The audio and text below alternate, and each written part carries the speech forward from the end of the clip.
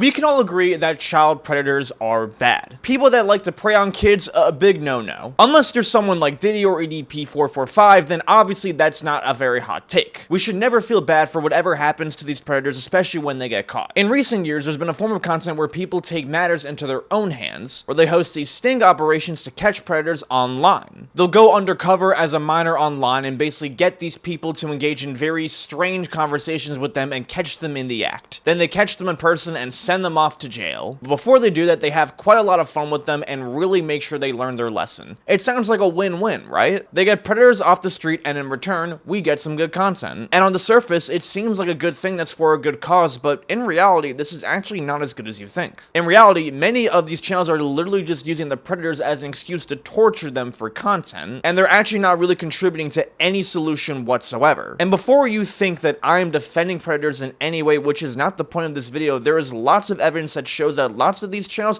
are not very good for the cause. Many of them have not led to nearly as many arrests as you think. And police, legitimate authorities, have all said that they think this type of content is bad and not effective for justice. So many of these channels have had multiple situations where they wrongfully convict people, not actually get anyone arrested, and sometimes even resulting in death. Starting with the show that inspired it all. Now, when To Catch a Predator first premiered in 2004, the ratings were phenomenal. The episodes on average were getting 8 to 10 million views an episode, which was phenomenal. The show, hosted by Chris Hansen, would perform these sting operations on adult men. Chris would work alongside the watch group Perverted Justice, where they would have people pose as minors as young as 12 to 15, and then they would bait people online. The impersonators then arranged the adults to meet them at their house. The adults would arrive, and then they would see the person that they texted, only to be confronted by Chris Hansen. Chris would hold the text messages in his hand and read the absolutely disgusting conversations that the man had with someone that he believed was a child. We would watch as the individual hilariously and desperately tries to lie and make excuses for it. Chris would eventually get them to admit what they did and then tell them that they're free to go, only to be arrested and sent to jail. You're probably very familiar with the show because the formula of it has become a timeless sensation. Even after over a decade of the show being off the air, the clips have still gotten tons of momentum, with one of them getting nearly 50 million views. And honestly, it's a very entertaining show, which is why it's so surprising to see that it ended only after 20 episodes. Now, maybe that fact actually comes as a surprise to you because it feels like the show was on for a lot longer. Granted, those episodes were being stretched out over a 4-year period, so it felt like it was being premiered longer. People were confused as to why it ended. So when Chris was interviewed about why the show ended, this is what he said. The segments ended simply because they had run their course. But that is not what happened. The network doesn't want you to know why the show actually ended, because their last sting sorta, kinda killed someone. But first, I gotta pay rent, so this video is sponsored by Aura. Listen guys, AI is doing a lot more than creating TikTok slop and making bots that people fall in love with. It's also heavily putting our security in danger. It's the reason why 59% of Americans could fear that AI can hack their bank accounts. And I'm one of them. Thankfully, that fear can be put to rest with our lovely sponsor, Aura. Aura is a VPN identity protection service that protects everything to keep your data safe. Aura checks your credit reports, bank statements, public records, and checks everything else to make sure that no sus activity is going on. Or we'll even go so far as to scan the dark web to make sure that no passwords or other sensitive information has been leaked on there. And Lord knows that is not where you want your info getting leaked. And if anything ever seems out of place, they will be the first ones to let you know so that you can immediately take action. Or it makes it super easy to monitor your financial security with financial monitoring so that you can link your bank account and all of your credit card info so that you can view everything. And with 3 bureau credit monitoring, you can view monthly trends on your credit score and view your credit report from all major credit bureaus. Personally, one of my favorite uses of Aura is the password manager. This way I can just save all my passwords into one place knowing that they are safe. Because frankly, I do not trust Apple's system at all. I've had way too many bad experiences with that. Especially when Apple recommends the most gibberish passwords that I actually agree to because I'm simply too lazy to make a new one. So don't leave yourself vulnerable to the inevitable doom of AI taking your data by clicking the link in my bio or right here and use my code. And now, back to the video. In November 2006, the show's producers and Perverted Justice hosted a sting operation on Louis Conrad. They had an imposter pose as a 13-year-old boy who chatted online with Louis, who claimed to be a college student. It started off as a simple chat, then Louis sent explicit pictures, and eventually there were plans to meet up. This sting would have been an absolute goldmine for the show because Louis was not like your typical predators, or at least the ones on the show. Usually the guys that we see on the shows are total losers who are living in their mom's basement. However, Louis was actually a well-respected lawyer. He was a district attorney in Texas for over 20 years, and eventually became the chief district felony attorney. He had serious credentials and a respectable resume. This easily was on pace to be their biggest episode yet. The ratings were very promising. However, right as he was about to fall into the trap, he went ghost. He stopped communicating with the impersonator altogether. Either he changed his mind, or he just started to move on. And so he never really went through with going to the boy's house. But the show couldn't let this opportunity slip. They had to seize it. So for the very first time ever, they actually went to the Predator's house instead. Chris Hansen reached out to a police chief that he personally knew and was able to get a warrant the same day. The warrant was for a SWAT raid. They were gonna go all out for this. Chris was literally at Lewis's house before the warrant was even fully signed. Hours later, the police arrived. When the cops knocked on his door, there was no answer because he could tell what this was for. The SWAT team then arrived and rammed down the door to search his house. But when they found Lewis, he had a gun in his hand claiming that he wasn't trying to hurt anyone and then eventually unalived himself. This caused quite a lot of controversy, mostly because of how Dateline handled the situation. Now, when the story first came out, they claimed that they searched his laptops and they found a ton of CP on it. So this should have been a victory in some sort of way, right? Well, no, because it was all a lie. There actually wasn't any CP or anything illegal on his laptop according to the actual forensics analysis. But the show was trying so hard to sell the narrative. And even the logistics of this operation were so shady. Now, the manager of the city approved it, but the mayor and the city council did not approve it, nor did they even hear about it, which is not good. A raid on a district attorney is definitely something that the mayor and the city council should know about. The warrant that was even published for the specific sting was extremely rushed and didn't even have the proper information on it. The warrant literally had the wrong city, county, and date. For something as serious as a warrant, you can't just make little oopsies like that. Now, whether you want to feel bad for Lewis or not is up to you, considering he did text a picture of himself naked to someone who he thought was 13. Other than that, his history was clean. I'm not going to tell you what to think about that particularly, but it was very obvious that this whole entire operation was really made more specifically for the spectacle rather than trying to actually achieve justice. I mean, literally right after the man died, one of the officers said, "That'll make good TV." Lewis's sister sued the network for $105 million on the grounds of wrongful death. Now, NBC called the suit meritless, but the judge found that it was good enough to take to court. It was eventually settled for an undisclosed amount, which probably meant that NBC had to pay fat, and which is probably also why the show did not continue. It was this incident that started the line of criticism for the show for simply just trying to get ratings rather than actually trying to get justice. One of the biggest forms of criticism was the fact that they were intentionally entrapping people for crimes that they probably would not have ever made or intended to do other than this one incident. After all, that is what happened with Lewis. Now, you might be thinking about the other guys who got caught. Certainly justice was brought to them as well. Well, in the exact same county where Lewis was raided, there were also 23 other men that were also raided. However, every single charge against all of them was dropped because there was not enough evidence being provided. Now, over the course of the show, 256 men were arrested, but only less than half were actually convicted in any way. And those who were convicted only received probation or only a few months in jail. Doesn't really seem like it went that far in actually punishing individuals now, did it? Because you think that pedophilia should get a lot more than just a few months in jail at most. But it makes it seem like justice was served when in reality it kinda wasn't. Even with this incident causing the show to be cancelled, we still saw a giant uprising in YouTubers who were trying to recreate this formula. Set up a decoy online posing as a minor, lure the men in, then sting them. But with this amateur setup, it basically carried a much worse version of To Catch a Predator with a lot worse cons. YouTubers like Anxiety Wars and Justin Payne were the very first ones to actually use this formula and go viral from it, and their video views spoke for themselves, specifically Anxiety Wars. He was one of the very first YouTubers who actually was able to get people arrested using this exact same formula. In fact, he got at least 7 people arrested from his videos. However, the police eventually stopped working with him because they felt like he was going too far. He was first warned in 2017 to stop what he was doing, and then again in 2019 when he confronted a man in Target who had a gun. Police felt as if this was way too dangerous to get involved in, and he wasn't really doing anyone any favors by continuing to do this stuff. Now, Zach was sued twice in 2016, both by predators who claim that their reputation was ruined by his videos. Now, from what I've seen, I'm unsure who won the case, but my personal guess is that maybe Zach had to pay some type of fee to these guys. There probably was not enough sustainable evidence in his videos to really sell the case that these guys were pedos. But I'm not sure, the case files are not public. Now, Zach is definitely not the worst example of this. In fact, I actually think he had better intentions than most of these channels. He wasn't really making money from this, or at least that's what he claims. He never really accepted money for his videos or donations. The only time he did was when he started a GoFundMe for his legal fees. So with Zach, it could be argued good intentions, intentions, not so good execution. And then there are other YouTubers who started to see that this had serious view potential and started to see it more as an opportunity to rake in view monetization. And in the current age of clickbait and AdSense, there's a lot of people who are willing to do a lot for that. Like YouTuber Thomas Fellows, who falsely claimed that his YouTube channel was a non-profit. Now Thomas is the host of the channel Pred Patrol, where he hosts live predator catcher stings. Now Thomas would turn all of his evidence to the police, but they always strongly recommended that he doesn't go through with this. While we appreciate Mr. Fellows' good intentions, the Bloomfield Police Department strongly recommends community members contact local law enforcement if they suspect or are aware of any illegal activity happening online or elsewhere and allow the police to investigate. Confronting potential suspects without official law enforcement involvement places individuals at both legal and physical risk. We do not endorse Mr. Fellows, his actions, or the content of his YouTube channel or anyone else engaged in similar actions. Now in 2021, Thomas implemented 90 stings. Quite a lot for his first year. However, this only led to 13 arrests, which is not a very good stat. And who knows if they were given any actual conviction. Police have even told him that they made him lose a case by intervening. YouTube has banned and unbanned his channel multiple times. However, he still holds a strong fan base with 100,000 subs. Now Thomas claimed that this whole thing is strictly non-profit. Most likely his videos don't get monetized, so he has to rely strictly on the memberships feature, which I'm sure you guys are aware of is essentially the YouTube version of Patreon, where you just pay a monthly fee. And Thomas himself said that this whole membership things and any donations that he get is strictly non-profit. He confirmed this when a viewer asked, "I'm a new supporter. I want to donate more, but can you confirm that CPP is a 501c3? I need to know it so I can." He responded, "Of course it is, Solanda. It is, yes. And yes, you can get a receipt." Now, if this was a non-profit, that means that anyone who sends a donation can write this off as a tax deduction, which would encourage them to donate more. It's a win-win for everyone. And if it truly was a non-profit, then they would have gotten a receipt for any of their donations, but they didn't. These donators did not get any receipt of any kind, which was odd. Turns out it wasn't a non-profit, and this was only discovered after Thomas received tens of thousands of dollars. Some of the larger donors spoke about how when they felt scammed and left, that the community completely turned on them. If you leave Tommy, you start going against Tommy, they start calling people pedos. If a community targets you after you simply leave, that is the sign of a cult. But the worst easily has to be Vitali. If we're gonna talk about controversial past, Vitali has it. You'd think it couldn't be any worse than being one of the cringiest prank channels during the whole entire prank channel wave, right? Well, somehow he found a way. He's probably the most arrested prank guy ever in the history of prank channels, with all the trespassing he's done and all the wild shit he's done, even going so far as to invade the pyramid of Egypt. Really, really bad. He was actually arrested after he attacked a woman in broad daylight. And with the downfall of his prank career corresponding with the downfall of his personal life, he needed to make a comeback. So he went where all desperate creators go: Kick. He secured a deal with Aiden Ross and soon started drama farming with Aiden, Neon, and all of those other guys. Now, obviously, drama can really only go so far before people get sick of it. So he needed a series that make it seem like as if he changed. And soon, the Predator Catcher series came on. Now, Vitali had a very interesting formula for this because just like the previous channels, he would have someone go undercover online as a minor and then lure in people. But when the Sting part came on, he would have big creators like Sneeko, Aiden Ross, and other big rappers come on too. But Vitali would go way too far with these stings because it wasn't just simply bringing them in and then getting them arrested. He would straight up torture these people and either make them do horrendous things or do horrendous things to them. These would range from putting Nair into a person's hair, making them drink their own piss. It's just gross. How exactly does any of this do justice? And out of all the Predator Catchers, he easily has led to the least amount of arrests. There's only been one single arrest from